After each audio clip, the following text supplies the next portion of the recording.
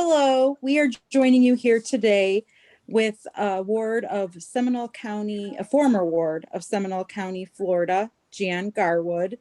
This video is about human trafficking, specifically pertaining to the elderly and guardianship. And interviewing Jan today, we have Beverly Newman, my cohort here, an elder advocate, and myself, Elena Steinbrook, also an elder advocate in Cleveland, Ohio. Beverly and Jan are both in Florida, Ohio. And today, for time reference, is Tuesday, October 13th, 2020. And we want to thank Jan very much for sharing your experience with the horrors of guardianship and the struggles to make people aware of them. We thank you so much for your time and joining us today to share your story and hopefully inspire others that may be going through it. So thank you very much, Jan. And could you tell us what the trigger or precipitating event was that put you into guardianship or started the guardianship process? Yes, I believe it's because I had a trust that had some money in it that they were trying to have me not spend. And I needed to buy a car, and I used the trust money to buy a car. I think it set off the trustee to come after me and hire a guardian for me and get the car back and return it, put the money back into the trust. Okay, and what was the time frame on this? Was this like 2 years ago? Yeah, it maybe 2.5, close to 2.5 years ago. Okay. And how fast was the process, the guardianship process? Well, I don't know when it was started, but I know that I bought the car, had it one day, and in the morning, Rebecca Fierle came with Denise Willis and rang my doorbell and just said, "Give me your keys to the car and you're coming with us." Wow. You did not know at that time who Rebecca Fierle was or anything no idea of anything. I'd never even heard of guardianship. I didn't know there was such a thing. I just had these two strangers ring my doorbell. No warning, no nothing. Did they have identification with them? I don't think I even had a chance to ask for it. It was more like being arrested by the police, you know? Wow. It was very scary. Were they threatening and intimidating or? Very much so. That's why I said it was like having the police be there. So yes. And I really couldn't understand it. I didn't know. I thought maybe the dealership had sent over a couple of their salespersons, and we had that makes sense. Car the night before, and I thought maybe it was something to do with the dealership. I wasn't sure where they came from or why or how, and I had no idea where they were taking me. They didn't tell you where they were taking you either? Not until we got there. How? And just for everybody's point of reference, Rebecca Fierle is a professional guardian in Florida who has been arrested for unethical behavior. Let's just say that. For guardianship crimes against the elderly. Now, how fast did it take to get into guardianship? Just sounds like one day. One day, and you immediately had a guardianship hearing. Is that correct? No, there was no hearing. There was no hearing? So you never went to court? No, not in the beginning, not until I started requesting it, and that was not until after. Wow. So at what point in time did you become aware that Rebecca Fierle was your guardian? And she was the guardian of your person and your property both, correct? Yes, that's right. I really didn't know anything about guardianship. There was a young man in the place where they originally put me, they took me to a drug rehab that was run by the hospital here in Orlando. And the young man was there under guardianship, and he had printed out some guardianship papers of what they can do and what they can't do. And he gave me one. Other than that, I wouldn't have known who they were, what they could do. And it opened my eyes a little bit to be able to get that paper. So, as I said, I was put into a drug rehab. And what's funny is I was not on drugs, never was. Well, did they take your blood or anything to determine if you But had? that's why, again, I don't know if these places work with the guardians or not. And I had probably 3 times a week visits with their psychiatrist and their doctors. And they never told me anything more than, this is where you got to be for now. This is where you've got to be for now. And how long were you in that drug rehab, which you didn't need, placement? Close to 6 months. 6 months? Yes. 6 And months. during that time, did they ever have a hearing for you in front of a judge? Never. So you were just in Put away. this essence incarcerated, because I assume that this was a lockdown facility. Yes, it was. Unbelievable. It Did is you unbelievable. have- Did they prescribe you any medications while you were in the drug rehab or give you? The only thing would possibly be some seizure medication, because I had had a car accident, which is why I needed a car.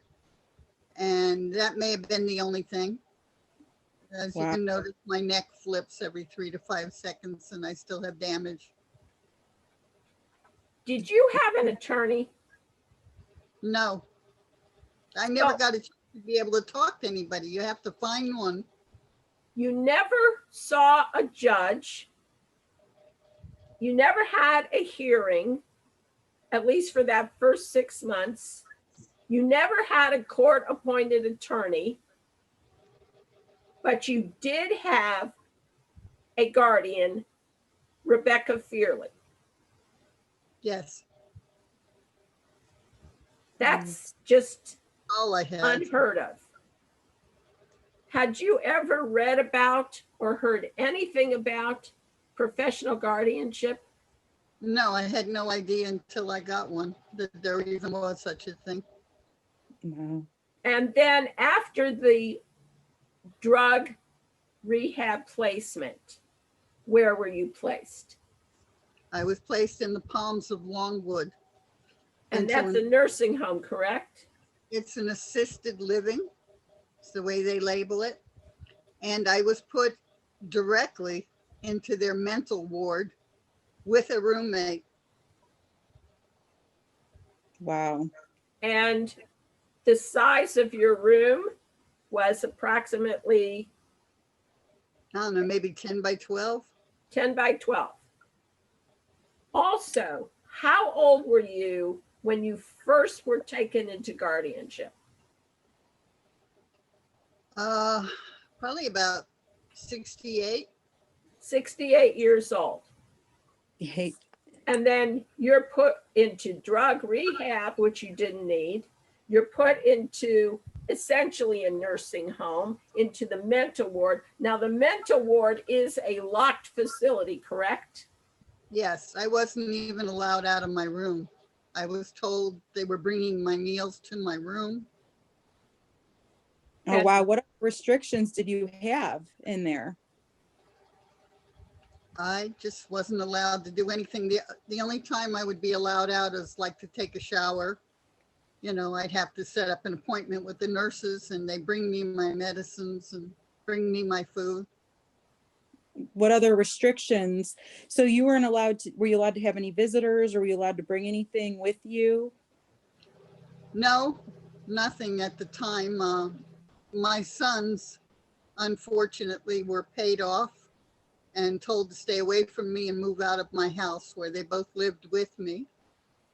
And one moved to Oregon and the other moved in with his girlfriend's mother. And I Wow. was not allowed to see either one of them or hear from either one of them. And again, they were paid off out of the trust monies. They were given their share basically. And they were told that I wasn't allowed to see them. Occasionally, the one that was still living here would try to be able to be reached by me getting permission from the nurse to use their phone. Like Oh, a you didn't public, even have a phone. You had to use their phone. I had to use their phones. I had Oh. no way of calling anybody or doing anything. And tell me where their phone was. Was it at a nurse's desk? So at all times when Yes. you were on the phone, you were being monitored or supervised. Absolutely. Yes, it was in the nurse's station. How did you finally end up with an attorney? My son snuck me in, and he did sneak it in. He got the number of the nurse that was on duty, who was very nice, and he met her on the outside and gave her a phone for me. So that was how I got my phone. And when, of course, I got my phone, I started calling everybody I could and every organization I could find, trying to get Seeking help. trying to get an attorney. And yet I had to ask them to please not call me so the phone wouldn't ring, so nobody knew I had it. I had to hide it. I slept with it under my pillow. So I had to be very cautious not to have anybody find it. And this went on, didn't it, Jan, for 2.5 years or 2 years in that facility? Yes. Even right up until the very end. Wow. Now, did you have advance directives in place before you went into guardianship? I did. I had a life insurance policy and it had a lot of equity, so to speak, in it. I had one of those policies that you could borrow cash value back out of it. And I had where I did not want to be cremated. I had already, when my father and mother passed away, I bought 2 more plots next to them, one for me and thinking if I ever got a husband. So Now I'd like my son to be buried there. He did get cremated, but his friend has his ashes, and that's something I'm working on, trying to get him and bury him next to me. now, When this- Rebecca Fearley, as I recall, went to the judge when you finally did get a judge on the case, or a judge that you knew about, and got an order for you to be cremated, which is against your religion. Yes, And you opposed that in court, did you not? yes, I did. I have a big mouth. And as soon as I could get in front of somebody who might listen, I did tell the judge that, please, I've made arrangements, I've got them. The only problem is I don't know if they continued to make the payments. And if they didn't, or they canceled it, I had no way of knowing. But you specifically But said I did tell the judge. that you did not want to be cremated. It's against your Jewish religion. And yet Rebecca Fearley got a court order to have you cremated. Yes, she did. Beverly, I don't want to change the subject, but to let you know, the other thing that was very hard on me in the assisted living is I was the only Jew on the floor. And it was a problem in terms of your diet, not There was eating Problem pork with my diet, products. they served an awful lot of ham. And I had to ask them to give me a special diet, but that took a long time coming before that could be approached. I didn't expect to be there that long, but it was difficult not to have anybody to talk to.